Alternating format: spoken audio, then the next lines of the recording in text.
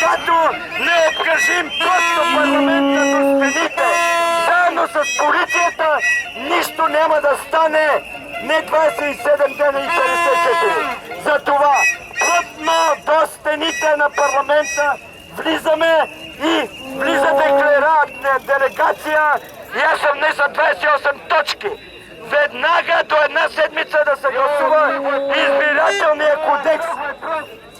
Избирателния кодекс даваме една седмица. Веднага оставка на правителство и да определят още сега дата за изборите. Това са трите точки, които искаме.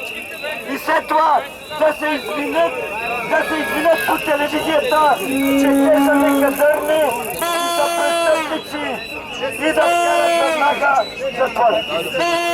Полицията няма да ви бие. Полицията е с нас. Нали се борим и с тях даже.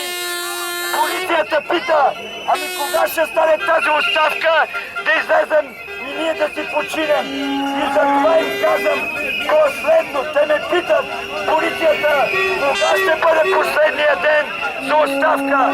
Казвам петък и от събота започваме да празнуваме победата. Значи,